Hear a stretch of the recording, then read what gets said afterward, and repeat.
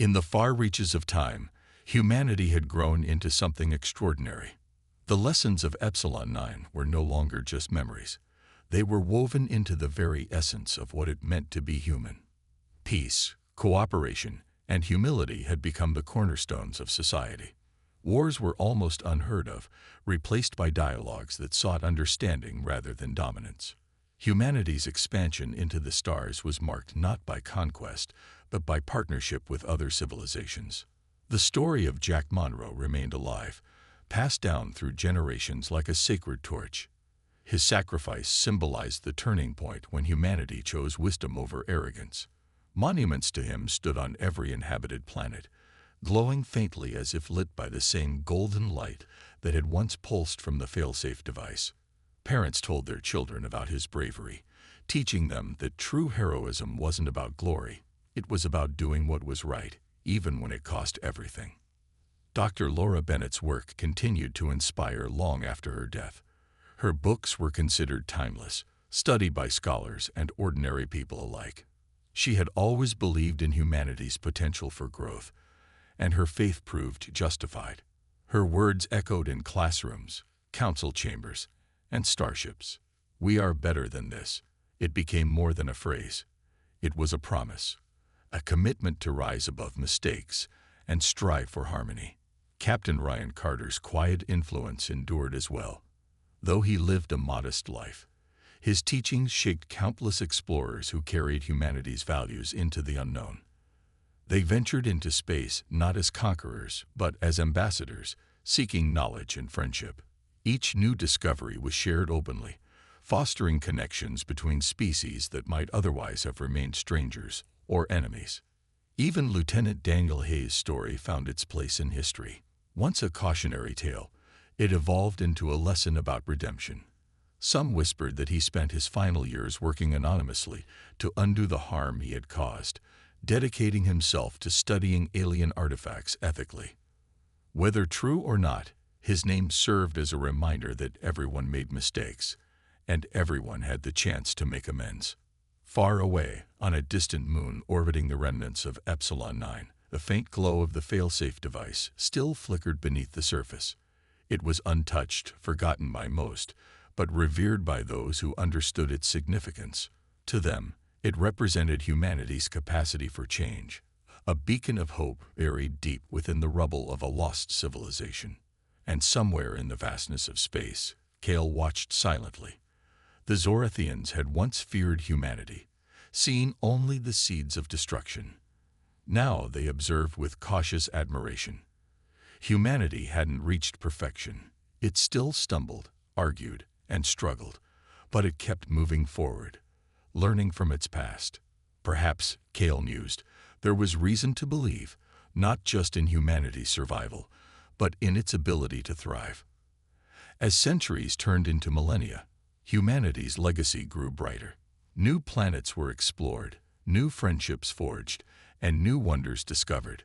But through it all, the lessons of Epsilon 9 remained at the heart of every decision. Humanity had proven it could listen, adapt, and grow.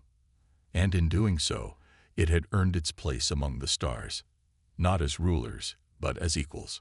Somewhere, Jack's spirit washed over humanity, proud of the legacy he helped forge.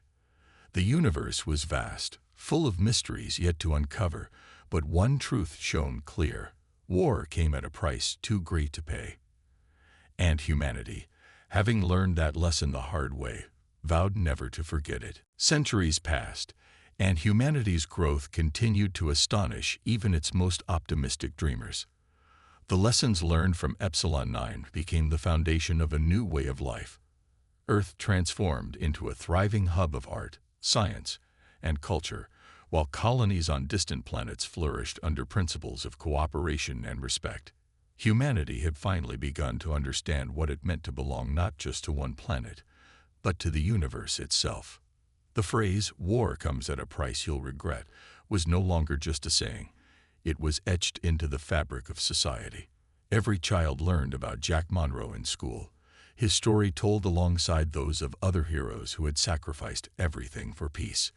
Monuments dedicated to him stood tall across the galaxy, their inscriptions glowing softly in memory of his courage.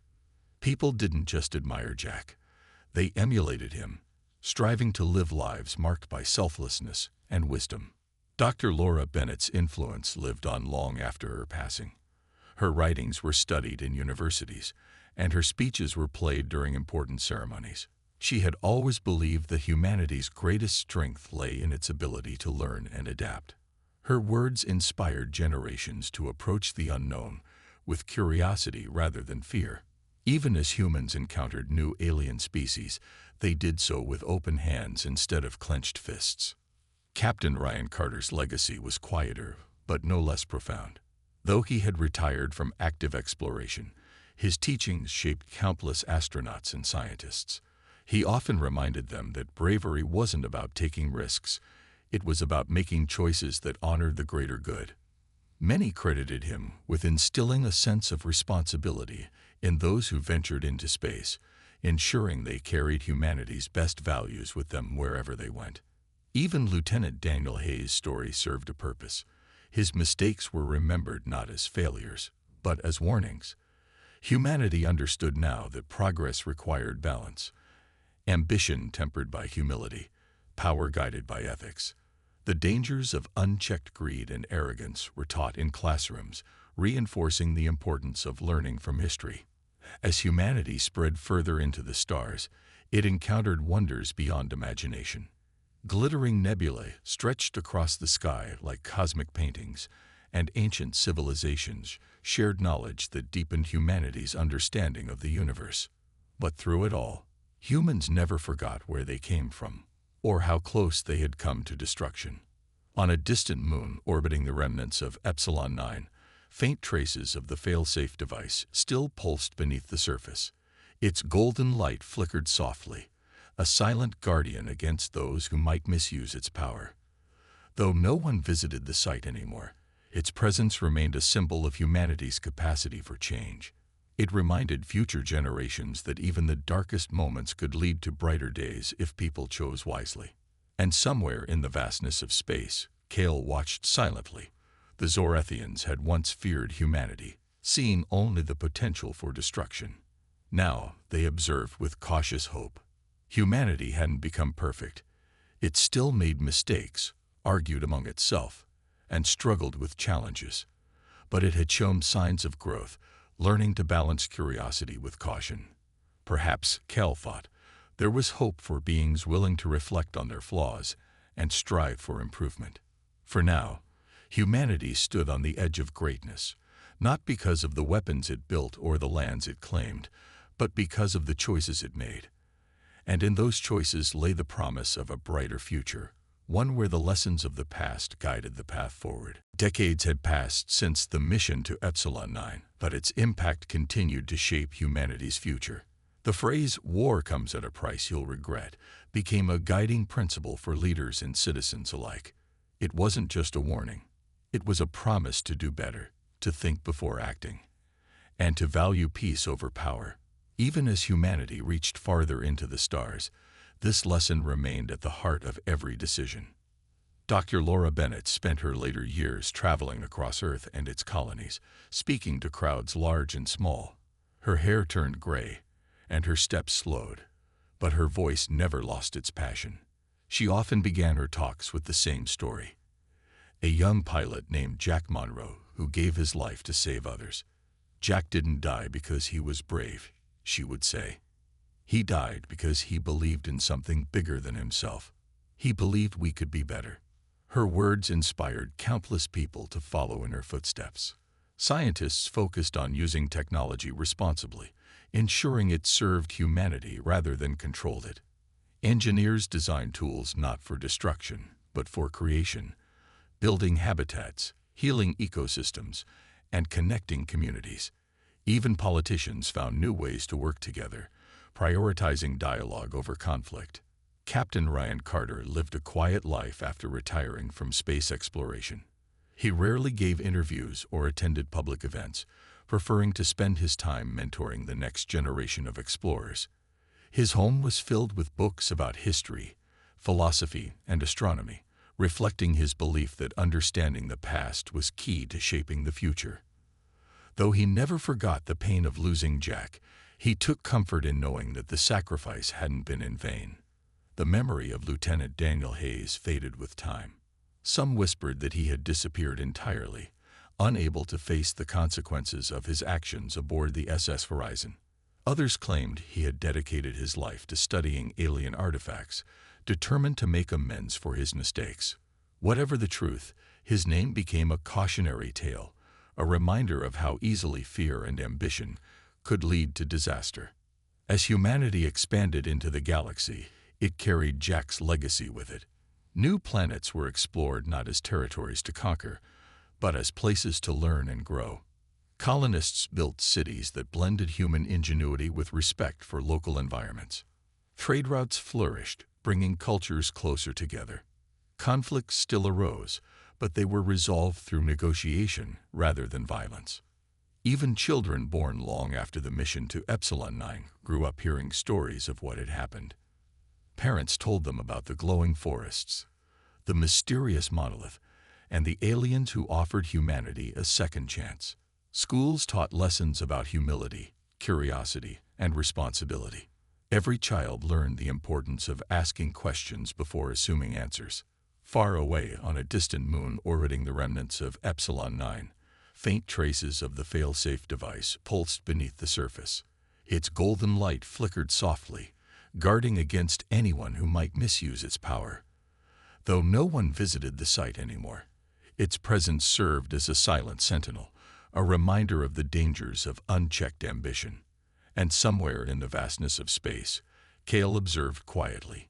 Humanity hadn't become perfect. It still made mistakes, argued among itself, and struggled with challenges. But it had shown signs of growth, learning to balance curiosity with caution. Perhaps, Cale thought, there was hope for beings willing to reflect on their flaws and strive for improvement. For now, humanity stood on the edge of greatness, not because of the weapons it built or the lands it claimed, but because of the choices it made. And in those choices lay the promise of a brighter future, one where the lessons of the past guided the path forward. Years passed, and humanity began to change. The story of Jack Monroe and the mission to Epsilon 9 became a turning point in history. It wasn't just taught in schools. It was etched into the collective memory of humankind. Monuments dedicated to Jack stood in cities across the globe, each one inscribed with his final words. Tell them, we're better than this. The phrase became more than a quote. It became a philosophy. People started asking themselves what it meant to be better. Was it about technology, power, or something deeper, like kindness, cooperation, and understanding? Slowly but surely, attitudes shifted. Wars that had once seemed inevitable were avoided through diplomacy. Nations worked together to solve problems instead of fighting over resources. Humanity wasn't perfect, but it was trying, and that made all the difference. Dr. Laura Bennett played a key role in this transformation. After returning from the SS Horizon, she wrote books and gave lectures about the dangers of unchecked ambition. Her work inspired millions to think differently about their place in the universe. She often spoke about the ruins of Epsilon 9 and the civilization that had been destroyed by its own thirst for power. They weren't so different from us, she would say, but they didn't have the chance to learn from their mistakes. We do. Laura's efforts weren't without challenges. Some people accuse her of being too idealistic, claiming that survival required strength, not compromise. Others argued that humanity couldn't afford to be passive when faced with potential threats. But Laura remained steadfast. Strength isn't about weapons or dominance, she insisted. It's about knowing when to fight and when to listen. Meanwhile, Captain Ryan Carter retired from space exploration and took up a quieter life on Earth. He spent his days mentoring young astronauts and engineers, sharing the lessons he learned during his journey. Though he rarely spoke publicly, those who knew him could see how deeply affected he was by Jack's sacrifice. Every time he looked at the stars, he thought about the choices humanity had made, and the ones it still needed to make. Lieutenant Daniel Hayes disappeared from public view after the mission. His actions aboard the SS Horizon had nearly doomed the crew, and he carried the weight of that guilt heavily. Rumors circulated that he had joined a research team working on ethical uses of alien technology, but no one knew for sure. Some believed he was seeking redemption. Others thought he was hiding from responsibility. As decades went by, humanity flourished, not through conquest, but through collaboration. Colonies were established on distant planets, not as military outposts, but as hubs of learning and exchange. Scientists shared discoveries freely, and cultures blended in ways no one had imagined possible. Earth itself transformed into a greener, more peaceful world. The scars of past conflicts faded, replaced by hope for the future. Yet, reminders of the past lingered. Children grew up hearing stories of the Zorethians and the warning they had given. Parents explained the importance of humility when exploring the unknown. Even astronauts embarking on new missions wore patches embroidered with the words, "Better than this," as a reminder of the legacy left behind by Jack and the crew of the SS Horizon. Far away, on a moon orbiting what used to be Epsilon 9, faint traces of the failsafe device remained buried beneath the surface. Its golden light pulsed softly, guarding against anyone who might misuse its power. Though the planet itself had been destroyed, the spirit of its message lived on, in humanity's hearts, in its actions, and in its dreams of a brighter future. And somewhere in the vastness of space, Cale watched silently. Humanity hadn't reached perfection, but it had taken steps toward wisdom. Perhaps, he thought, there was reason to believe, not just in humanity's survival, but in its potential to thrive. For now, that was enough. The journey back to Earth was long and somber. The crew of the SS Horizon worked tirelessly to repair the damage caused by the Zorethians' attack, but the mood aboard the ship remained heavy. Jack's sacrifice weighed on everyone's minds. Meals were eaten in silence, and conversations were rare. Even the hum of the engines seemed quieter, as if the ship itself mourned the loss of one of its own. Captain Ryan Carter spent most of his time in the command chair on the bridge, staring out at the endless expanse of stars. He replayed Jack's final words over and over in his mind. "Tell them, we're better than this."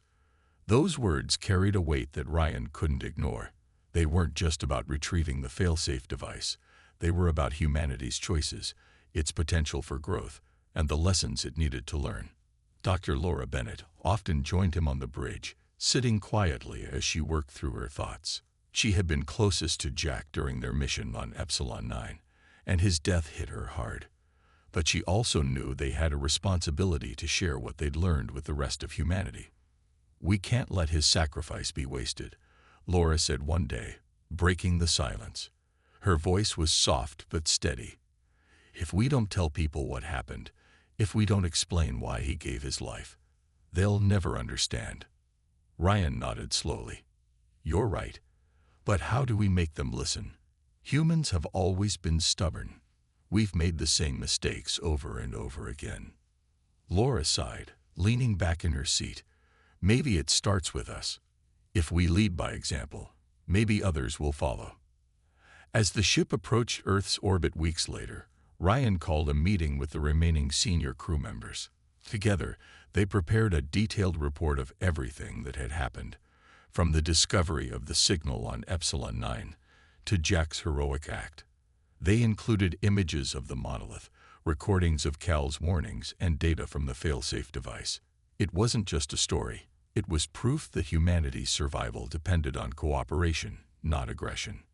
When the SS Horizon finally docked at the United Earth Council's orbital station, Ryan and Laura stepped off the ship alongside Samantha Reed and Lieutenant Daniel Hayes. Reporters swarmed them immediately, shouting questions about their mission. Ryan raised a hand to quiet the crowd. "This isn't a victory," he began, his voice firm but calm. "We came close to disaster because of our own arrogance. We found technology far beyond our understanding, and instead of respecting it, some of us tried to use it as a weapon." His gaze briefly flicked toward Daniel, who looked away guiltily. "That decision cost us dearly. One of our crew members gave his life to correct that mistake." The room fell silent as Ryan recounted Jack's bravery and the warning left behind by the extinct civilization. He emphasized the dangers of unchecked ambition and the importance of humility when facing the unknown. By the end of his speech, many in the audience were visibly moved. Later, Laura presented her findings to scientists and leaders, explaining the significance of the failsafe device and the message etched into the ruins of Epsilon 9. Her words sparked intense debates across the globe. Some dismissed her warnings as fear-mongering, while others recognized the need for change. In the months that followed, humanity began to shift, not overnight, but gradually. Monuments were built in Jack's honor, and schools started teaching the phrase, "War comes at a price you'll regret," as a reminder of the dangers of conflict. People began to question old ways of thinking, searching for solutions that prioritized peace over power. But even as progress was made, Ryan couldn't shake the feeling that the universe still held secrets humanity wasn't ready to face. From time to time, he would stare up at the stars and wonder if the Zorathians were watching, waiting to see if humanity truly deserved a second chance. And somewhere, far beyond the reach of human eyes, Cale observed silently. Perhaps, he thought, there was hope after all, for beings willing to learn from their mistakes. The journey back to Epsilon 9 was tense and silent. Jack Monroe piloted the shuttle, his hands gripping the controls tightly. Samantha Reed sat beside him, checking their equipment one last time. Both knew the mission was dangerous, but they didn't have a choice. If they failed to retrieve the failsafe device, the SS Horizon, and everyone on it, would be lost. Captain Ryan Carter had explained Cal's demand to the crew. The failsafe device was hidden deep within the ruins of the extinct civilization, buried in a highly unstable zone filled with lethal radiation. Even getting close to it would be risky, but retrieving it was the only way to earn the Zorathians' trust and possibly save humanity. As the shuttle descended toward the planet's surface, the glowing forests and crystal rivers came into view once again. But this time, the beauty felt hollow. The weight of what lay ahead pressed down on them all. "We'll need to move fast," Jack said as they landed near the monolith. "Radiation levels are already high here. The deeper we go, the worse it gets." Samantha nodded, her face pale but resolute. She double-checked the protective suits they'd brought along. "These should shield us for a while, but not forever. We can't afford any delays." They stepped out onto the shimmering ground, their boots sinking slightly into the soft surface. Laura Bennett joined them, carrying a scanner to locate the exact position of the failsafe device. Her hands trembled as she worked, but her focus never wavered. After hours of searching, they finally found it, a pulsating orb embedded in the earth. It glowed faintly, emitting waves of golden light that seemed almost alive. The sight was mesmerizing, but there was no time to admire it. "This is it," Laura whispered, her voice filled with awe. "The failsafe device." Jack moved closer, inspecting the orb carefully. "How do we get it out?" Laura hesitated. "We'll need to stabilize it first. Otherwise, it could overload and collapse the entire area." Samantha knelt beside her, pulling out tools from her pack. "Tell me what to do." As they worked, the radiation levels around them began to spike. Alarms on their suits beeped urgently, warning them to leave immediately. But they couldn't stop now. Every second counted. Suddenly, the ground beneath them shifted. A low rumble echoed through the air as cracks formed in the earth, spreading rapidly toward the orb. Jack grabbed Laura's arm, pulling her back just in time to avoid falling into one of the fissures. "We're running out of time," Samantha shouted over the noise.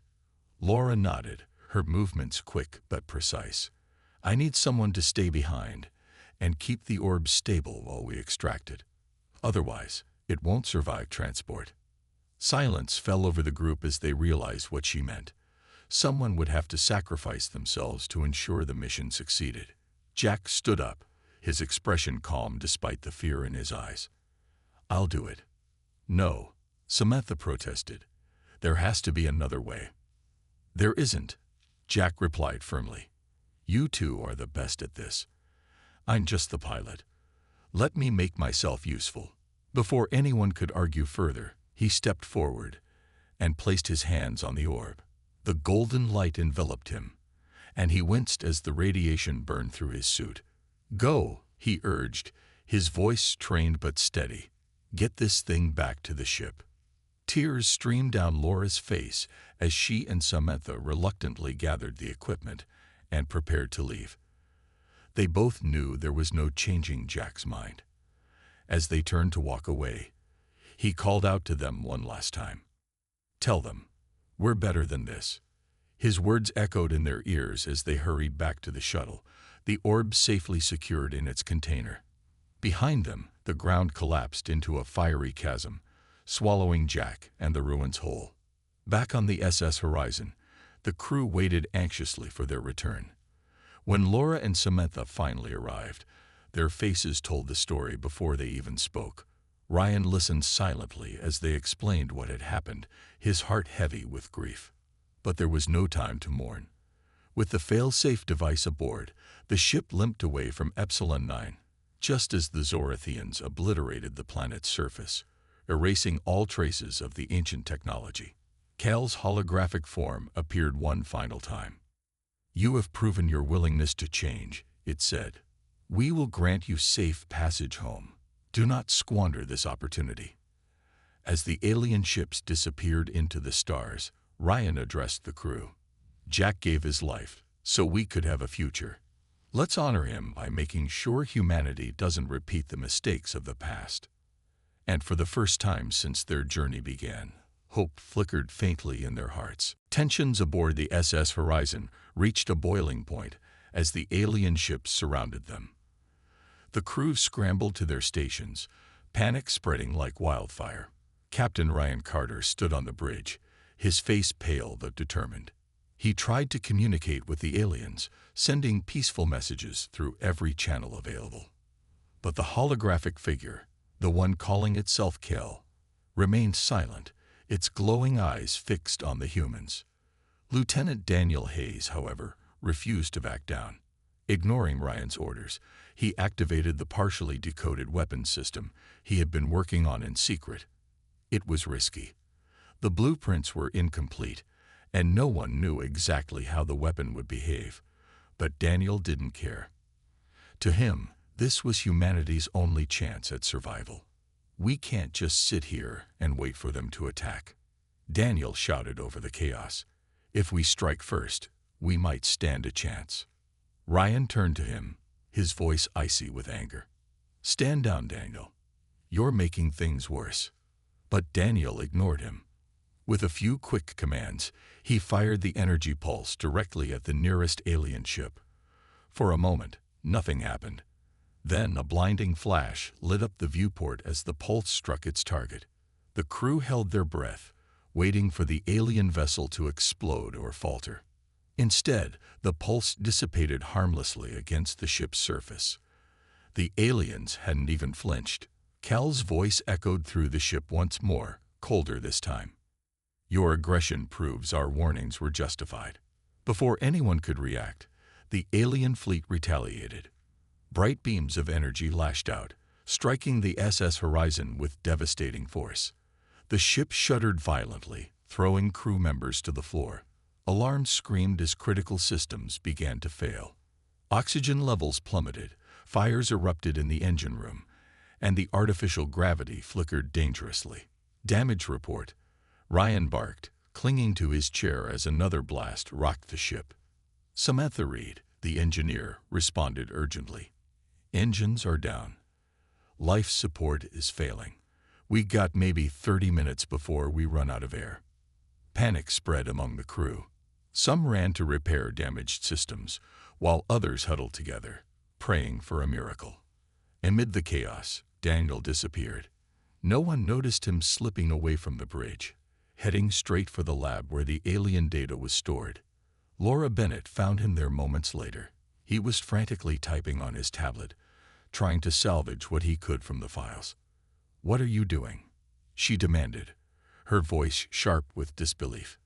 "I'm saving us. Daniel shot back without looking up. If I can finish decoding the weapons, we can fight back. Laura grabbed his arm, forcing him to face her. You're destroying us. Don't you see? This is exactly why that civilization on Epsilon 9 was wiped out. They thought they could win through power. And look where it got them. Daniel yanked his arm free, his expression grim. I don't have time for lectures, Laura. If you're not helping, get out of my way. Before Laura could respond, the lights went out. Emergency power kicked in, bathing the lab in dim red light. A low hum filled the air, growing louder by the second. It wasn't coming from the ship, it was external. The aliens were doing something, and whatever it was, it couldn't be good. Laura hesitated, then grabbed a data drive containing copies of the alien files. She couldn't let Daniel destroy everything they'd worked so hard to uncover. As she turned to leave, she glanced back at him one last time. You'll regret this, she said quietly before disappearing into the corridor. Back on the bridge, Ryan struggled to regain control of the situation. The ship was falling apart, and morale was crumbling along with it. Desperate, he addressed Cal again. We didn't come here to fight, he said, his voice steady despite the fear gripping his heart. We came seeking knowledge. Please, give us a chance to prove we're different. For a long moment, there was silence. Then Cal spoke, its tone softer but still stern. Prove it. Retrieve the failsafe device buried within the ruins of Epsilon 9. Only then will you earn our trust. Ryan nodded, relief washing over him. We'll do it. Just give us time. As the alien ships withdrew slightly, Ryan ordered Jack Monroe and Samantha Reed to prepare for another trip to the planet's surface. This time, the stakes were higher than ever. Humanity's survival depended on their success, and on whether they could resist the temptation of power that had doomed so many before them. Back on the SS Horizon, the crew worked tirelessly to analyze everything they had brought back from Epsilon 9. The images of the monolith, the recordings of the drones, and even fragments of soil and air samples were all carefully studied. But it was the monolith's carvings that grabbed everyone's attention the most. Dr. Laura Bennett spent hours poring over the symbols, her fingers flying across her tablet as she tried to piece together their meaning. What she found shocked everyone. Hidden within the carvings wasn't just a warning. It was a treasure trove of knowledge. Encrypted files, buried deep within the patterns, contained advanced technology far beyond anything humanity had ever seen. Blueprints for energy systems, propulsion methods, and even weapons filled the data. It was like finding a library written in an alien language, waiting to be unlocked. This changes everything, Laura said during a meeting with Captain Ryan Carter and Lieutenant Daniel Hayes.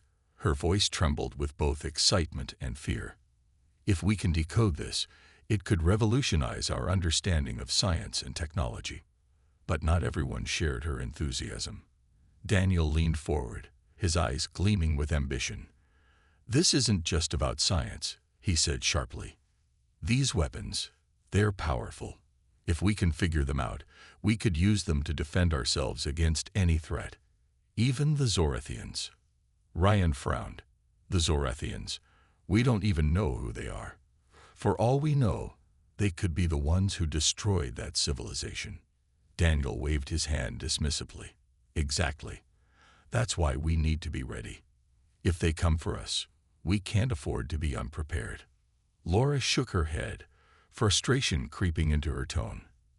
That's what got them killed. She pointed at the images of the monolith displayed on the screen. Their message is clear. War led to their downfall. Do you really want to repeat their mistakes? The argument grew heated, with voices rising and tempers flaring. Ryan finally stepped in, raising his hands to silence everyone. Enough, he said firmly. We're not making any decisions until we know more. Laura, keep working on decoding the files. Daniel, focus on analyzing the drones. Let's take this one step at a time. But Daniel wasn't satisfied.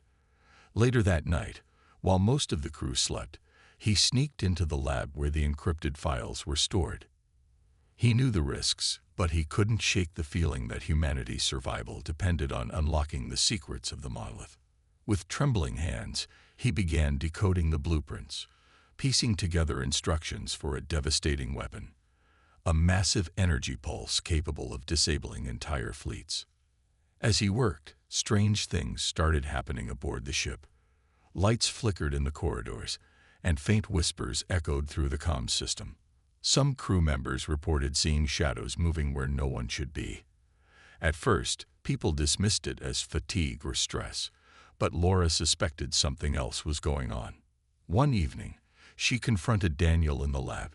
His face lit up by the glow of his tablet. He looked guilty but defiant. "What are you doing?" she demanded, her voice low but sharp. "I'm making sure we're ready," he snapped back. "You think those aliens are just going to let us walk away? They'll destroy us if we don't fight back." Laura glared at him. "You're playing God, Daniel. This tech is dangerous. You don't even know what it's capable of." Before Daniel could respond, the ship shuddered violently. Alarms blared, and red lights flashed throughout the corridors. On the bridge, Ryan stared at the monitors in disbelief as dozens of unidentified objects surrounded the SS horizon. Sleek, metallic ships hovered ominously outside the windows, their surfaces reflecting the cold light of space. A holographic figure appeared before them. An alien with elongated limbs and glowing eyes. Its voice was calm but firm. "Leave this place. Do not repeat the mistakes of the past." Ryan turned to Daniel, anger flashing in his eyes. "What did you do?" Daniel didn't answer. Instead, he clenched his fists, determination hardening his expression. In his mind, there was only one way forward, and it wasn't retreat. The surface of Epsilon 9 was unlike anything the team had ever seen. The ground beneath their boots shimmered faintly, as if it were alive. Towering trees made of translucent material stretched toward the sky, their branches glowing softly in the light of two suns. Rivers of liquid that sparkled like molten silver wound through the landscape, reflecting the strange beauty of the alien world. It felt peaceful, almost magical, but Ryan couldn't shake the feeling that they were being watched. "Stay close," he said, his voice firm but quiet. "We don't know what's out here." Laura nodded, clutching her scanner tightly. She moved slowly, scanning the area for any signs of life or technology. Jack kept a hand near his sidearm, ready to act if needed, while Samantha stayed close to the shuttle, ensuring it remained operational in case they needed a quick escape. After walking for nearly an hour, the team stumbled upon something that made them stop in their tracks. Rising from the ground was a massive structure, a monolith covered in intricate carvings. The designs were unfamiliar, a mix of geometric patterns and flowing lines that seemed to pulse faintly with light. It was clear this wasn't natural. Someone, or something, had built it. "This is incredible," Laura whispered, her eyes wide with awe. She stepped closer, running her fingers over the surface. "These symbols, they're not random. They tell a story." Ryan frowned. "What kind of story?" Laura didn't answer right away. Instead, she pulled out her tablet and began taking pictures of the carvings. As she worked, she explained what she could decipher. "It looks like this civilization was destroyed," she said slowly. "They talk about invaders, beings from another star system who attacked them. And this phrase keeps repeating, 'War comes at a price you'll regret.'" Samantha crossed her arms, her expression uneasy. "So, whoever lived here got wiped out because they fought back. That doesn't exactly inspire confidence." Jack glanced around nervously. "Maybe we should leave. If whoever did this is still out there, we don't want to stick around and find out." Before Ryan could respond, a low hum filled the air. The team froze, their eyes darting in every direction. Suddenly, several small drones appeared, hovering silently above them. They were sleek and metallic, their surfaces reflecting the twin suns' light. The drones scanned the humans briefly before retreating into the sky, disappearing as quickly as they had come. "What was that?" Samantha asked, her voice trembling slightly. I don't know, Ryan admitted, but I think we've overstayed our welcome. Laura shook her head. Wait, look at this. She pointed to a section of the monolith where the carvings seemed to shift and change. Buried within the patterns was a message written in plain English. Leave this place. Do not repeat our mistakes. Ryan stared at the words, his mind racing. How could aliens know English? Was this some kind of trick? Or had they intercepted human transmissions and learned the language? We need to get back to the ship, Ryan said finally. Now. The team hurried back to the shuttle, their steps quick and cautious. None of them spoke, but the tension was palpable. As they climbed aboard and prepared for takeoff, Laura looked out the window at the glowing landscape below. They're trying to warn us, she murmured, but I'm not sure we're ready to listen. Ryan didn't reply. He focused on flying the shuttle back to the SS Horizon, his thoughts heavy with questions. Who had sent the drones? What had happened to the civilization that once thrived on Epsilon 9? And most importantly, what did this all mean for humanity? When they returned to the ship, the crew gathered in the conference room to share what they'd found. Laura presented the images of the monolith and explained its message. Some listened intently, while others dismissed it as irrelevant. But one thing was certain: the discovery had changed everything. As the discussion continued, Ryan couldn't help but feel that they were standing on the edge of something far bigger than themselves. Whatever secrets Epsilon 9 held, they weren't done revealing themselves yet. And deep down, Ryan wondered if humanity was truly prepared for what came next. In the year 2147, humanity had reached farther into space than ever before. The stars were no longer just distant lights, but places to explore, study, and maybe even call home. On board the spaceship SS Horizon, Captain Ryan Carter led a team of scientists and engineers on a mission to map uncharted regions of the galaxy. It was supposed to be a routine trip, nothing exciting or dangerous, just another step in humanity's journey among the stars. But then something unexpected happened. As the ship drifted near a mysterious exoplanet called Epsilon 9, the crew picked up a strange signal. At first, it was faint, almost like static, but as they focused their instruments, the signal grew stronger. It wasn't random noise. It carried a message. The words were clear, though eerie. War comes at a price you'll regret. Ryan stood on the bridge, staring at the screen displaying the decoded transmission. His brow furrowed as he tried to make sense of it. Who sent this? And why would they send such a warning?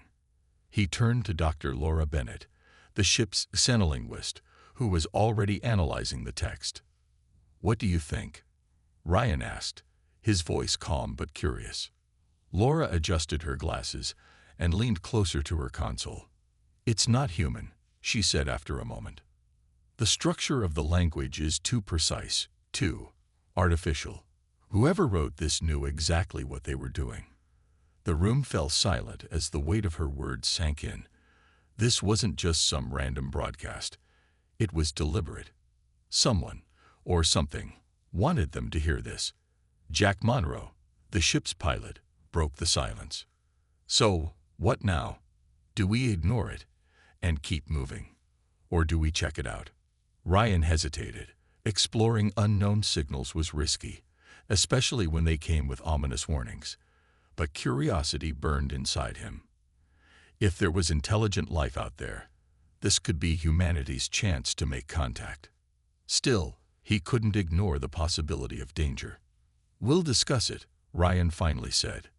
Everyone, meet in the conference room in 10 minutes. When the crew gathered, opinions were divided. Samantha Reed, the ship's engineer, argued against landing on Epsilon 9. We don't know what's waiting for us down there, she said. It could be a trap. Lieutenant Daniel Hayes, the mission's military advisor, disagreed. If there's technology or resources we can use, we'd be fools not to investigate, he countered. Besides, if whoever sent that message is hostile, we need to know so we can prepare. Laura chimed in, her tone measured but firm. This isn't about gaining an advantage. Look at the message again. War comes at a price you'll regret. That sounds like a lesson learned the hard way. Maybe we should listen instead of rushing in. Ryan listened carefully to everyone's arguments. Deep down, he felt torn. As captain, his job was to protect his crew, but he also couldn't pass up the opportunity to uncover the truth. After a long pause, he made his decision. "We'll send a small team to the surface," he announced. "Just a quick recon mission. If things look safe, we'll investigate further. But if anything feels off, we leave immediately. No exceptions." The crew nodded reluctantly, though tension still hung in the air. Later that day, Ryan, Laura, Jack, and Samantha boarded a shuttle and descended toward Epsilon 9. From above, the planet looked breathtaking. Its landscape shimmered with glowing rivers and forests made of crystal-like trees. But beauty often hid danger, and none of them forgot that. As they landed and stepped onto the alien soil, Ryan couldn't shake the feeling that they weren't alone. The air was thick with anticipation, and every shadow seemed to move just out of sight. Whatever awaited them here, one thing was certain. Their lives, and perhaps humanity's future, depended on what they discovered next.